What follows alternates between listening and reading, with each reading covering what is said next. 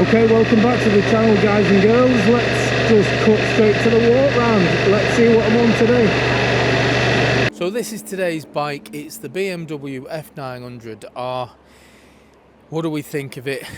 Looks wise for me, I love the colour scheme. I actually don't mind the look of the bike. I think the bike's quite nice as far as the naked sports bikes go. Yeah, I like it. Let's have a look around it the usual way, and as always, let me know in the comments what you think about it. So there's our close-up. I do like the colour scheme's brilliant. I do love the blue and white that BMW do. They do it across all their bikes, don't they? And I just think it just pops for me. It's just a really nice looking bike. Not sure about that. It's weird. It looks like a Transformers badge. Yeah, it's weird. For me, it wouldn't have been too much hard work to put at least a small little windshield, even if it's only up to about here. I think it would have looked better. But premium bike from BMW, as they all are, and you would expect it to come with some nice brakes, and it does. We've got Brembos on the front and the rear. And the exhaust. Yeah, I didn't like that at first, but that's grown on me. Chain drive, currently on its side stand, but as you will have noticed, it does have centre stand as well. It is a really comfortable seat. I like what they've done with the seat. Just in case you forget, your arse knows it's an F900. Small seat for your pillion passenger, but you've got some nice grab handles there. Like a bit of styling on the tank. Like a set of wings coming out here. I'm sure it's all done to make it more aerodynamic. But it looks nice. As you would expect for a BMW, there is so much going on. The buttons, for me, there's just far too many of them. And I know, like, this is supposed to eliminate some of the buttons because it works like a cursor, a mouse, so you can scroll up, you've got left and right, and that all works bits on your screen.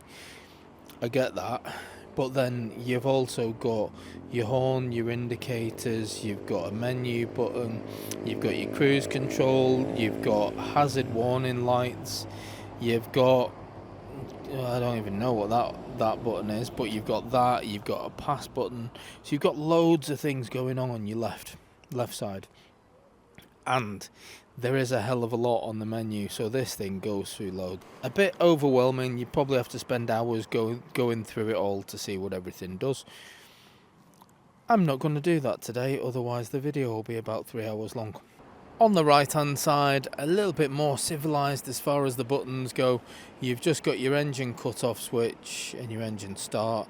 You've got your mode button and you've got your heated grips.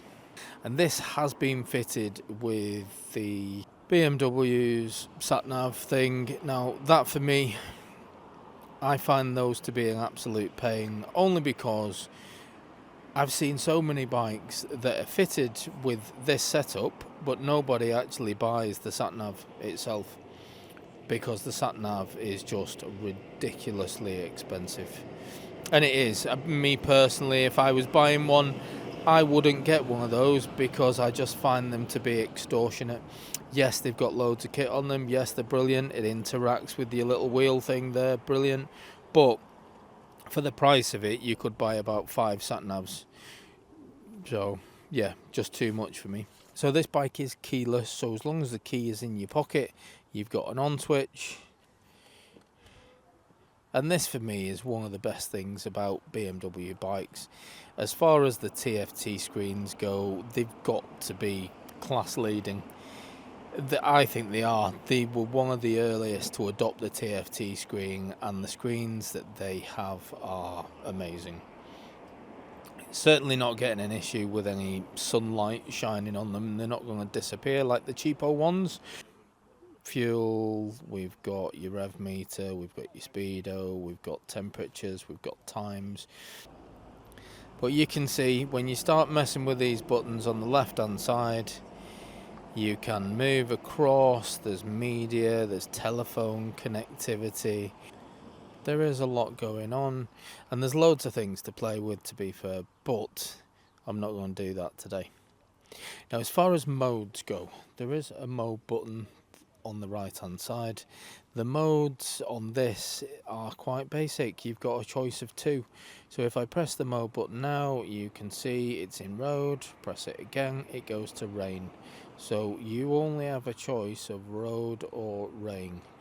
Now, I know that is the basic, and that happens with a lot of BMW bikes. You've got to upgrade it to get modes like dynamic. And if you watch the test ride, I'll go over the different modes to see how they affect the performance of the bike, and you'll see what the difference is. I'm going to throw my leg over the bike so you can see what the seating position, what the riding position's like. And just for your information, I'm 5'8" with a 30-inch inseam, so judge that on your own height and size. I'm on the balls of my feet.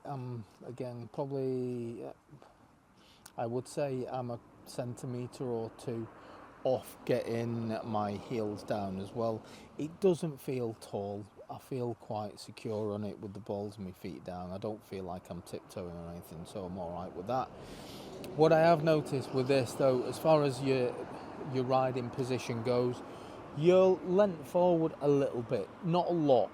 It's certainly not sports bike-ish where you're over the tank like that. Not like that, but you are leant forward a touch.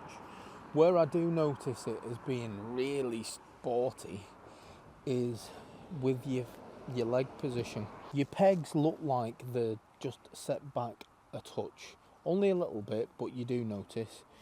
And they're quite high up as well. The actual position of it is quite comfortable when you're riding, but it is higher than a lot of bikes that I've been on before. So it does give you that sporty feel. As far as the ride of the bike goes, as far as the comfort, the performance, we can do that on the test ride. So let's just cut to the ride and we'll see how we get on. Okay, so before I leave the car park, what I'm going to do, I'll start it up and let you have a listen to it.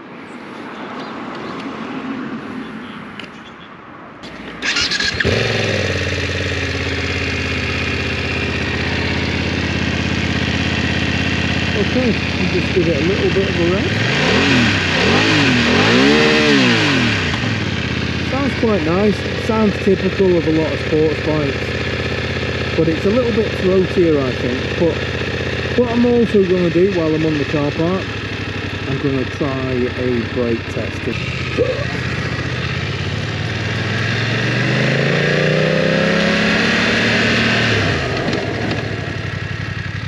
Okay.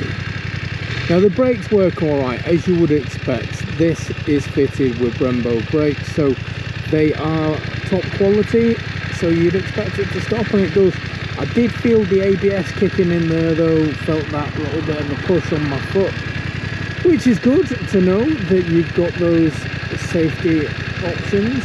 You want to know the price. Now these go for just a little over £9,000, so I'm not going to start reeling through all of those competitors. What I will say is a lot of them come in under £9,000 and some even around the £8,000 mark. So you are paying the BMW tax by going for something like this, but you can on the motorway and see what it's like.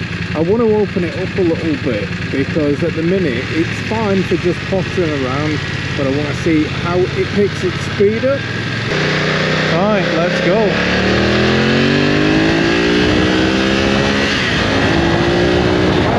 You beauty! It picks up speed quite quickly. BMW badge, you pay an extra couple of £1,000 just for the privilege, and you do. There's no mistaking. Well, there's no getting away from it. You're paying for the name as well. I know the build quality on these bikes are good, so you pay for that as well. However, there's a lot of Japanese bikes that will, I think, the build quality is equal to this and they will be a little bit cheaper, but I do think they are built to a very high standard, so I don't want to criticise it too much. What I will say though is there's a lot of bike brands that I think are equal to it. Certainly if you're going down the Kawasaki, Honda, those type of bikes, they are equally as good, and they have good reputations as well as far as reliability goes. So those bikes tend to be a little bit cheaper, and yeah, I don't think there's any other reason than you're paying for your bike. I think I've learned all I need to with this bike. It's a nice bike, it's comfortable, it's nice on the bends, it's got some speed. Performance wise, as long as you're taking the revs up, you will have loads and loads of fun on this bike. So that really is going to do me as far as the ride review goes.